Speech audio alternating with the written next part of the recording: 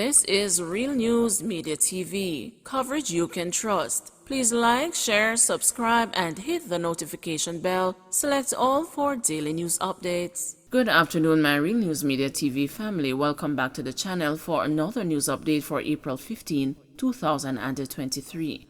And in the news this afternoon, man fatally stabbed in Portland. A man was stabbed to death Saturday morning on West Street in Port Antonio, Portland. It is reported that the incident occurred shortly before 6 a.m.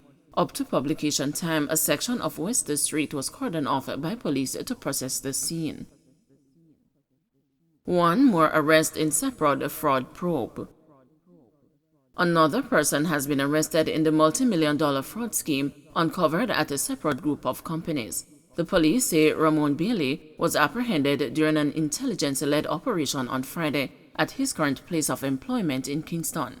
Bailey was one of several people named by DCP Fitz Bailey as a person of interest in connection with the continuing fraud investigation. On Thursday, the police said 17 employees attached to Fisi Commodity Limited were arrested in the $160 million scam. 14 of those arrested have since been charged with embezzlement, conspiracy to defraud, access with intent to commit or facilitate the commission of an offense, engaging in a transaction that involves a criminal property, and the breaches of the Proceeds of Crime Act. The police are appealing to anyone with information that may be relevant to this case to come forward. The other persons of interest in the matter are being asked to immediately surrender to the police.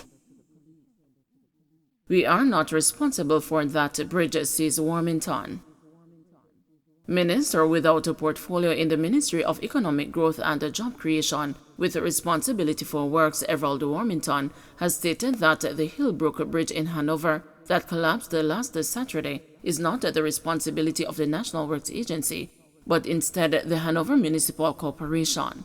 However, Warmington, who was touring sections of Westmoreland on Wednesday, said the NWA has been assisting the corporation with the design and the scope for repairing the bridge.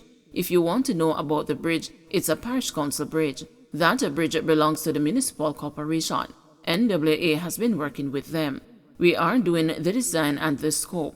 When that is done, we present it to the Hanover Municipal Corporation for them to finance the project itself. But it is well advanced in designing and so on. But let me stress, it is not a central government bridge, Warmington underscored. He added that we have 800 bridges that we are now responsible for. That needs repairs and renovation, but that's not one of them. So we assist in the Municipal Corporation with the design and the scope of work. The Hillbrook Bridge crumbled on Saturday afternoon, partially marooning residents of a number of communities that are served by the facility. But if you want to know the bridge, that's a parish council bridge. That bridge belongs to the Municipal Corporation. NW has been working with them. We are doing the scope, we are doing the design and the scope. When that is done, we present it to the Municipal Corporation for them to finance the project itself. But it is well advanced in designing and so on. But let me stress, it is not a central government bridge. We have 800 bridges now that we're responsible for that need repairs and renovation here and there, but that's not one of them. Okay, so we are assisting the Municipal Corporation in the design and scoping and such. Constitutional reform recommendations based on consensus, says Malahoo Fort. Marlene Malahoo Fort, co-chair of the Constitutional Reform Committee, has insisted that no one view dominates the decisions of the committee. Mrs. Malahoo Fort, Jamaica's Minister of Legal and Constitutional Affairs, was defending the committee's composition in light of some recent criticism. Concerns have been raised mostly by a particular interest group about the inclusion of a Canadian, Professor Richard Albert, who has previously voiced support for abortion, as well as the LGBTQ+ community. Mrs. Malahoo Fort, speaking at a press conference on Friday, insisted that decisions are made by consensus. She said changes in the society are being taken into account to make the reforms relevant.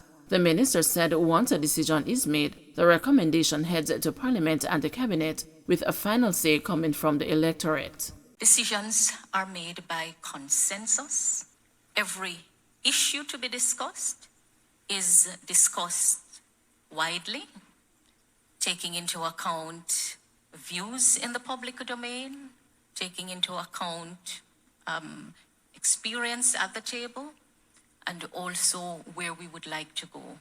Bear in mind that we are not starting the reform work from scratch, but we're actually building on the body of work previously done by the Constitutional Reform Committee and the Joint Select Committee on Constitutional and Electoral Reform. Having regard to the passage of time since the recommendations were made to the Parliament, and now when we are looking to implement them, we have been revising them to see what new perspectives need to be taken into account, what changes have taken place in the society to ensure that we are up to date with the thinking. 5 injured in early morning St. James crash.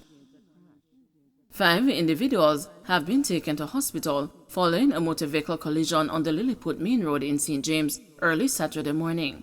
According to reports just before 6 a.m., 2 cars were traveling in opposite directions when they collided. The impact of the collision forced both vehicles off the roadway. One car, a Nissan LaFesta, had 4 occupants, while the other, a Toyota Isis, only had the driver. The fire brigade was called in and had to carry out extrication measures on the LaFesta as a passenger was trapped by the wreckage.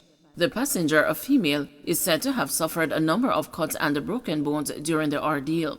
The other individuals had various injuries as well. Ambulances were used to transport the injured to the hospital. Cops and the family search for a 22-year-old female from Kingston 20. Police and the family members have launched a search for a 22-year-old female who has been reported missing from her community in Queensborough Avenue, New Haven, Kingston 20. The woman, identified as Jada Savino, has been missing since Friday, April 7. She is of dark complexion, slim build, and about 162 centimeters or 5 feet 4 inches tall. Reports from the Duhaney Park Police are that at about 3:30 p.m., Jada was last seen at home wearing a black blouse, blue jeans, and a pair of blue slippers. She has not been heard from since. Anyone knowing the whereabouts of Jada is being asked to contact the Duhaney Park Police at 876-933-4280, the police 119 emergency number, or the nearest police station. Don't forget to like, share, subscribe, and hit the notification bell. Select all for daily news updates.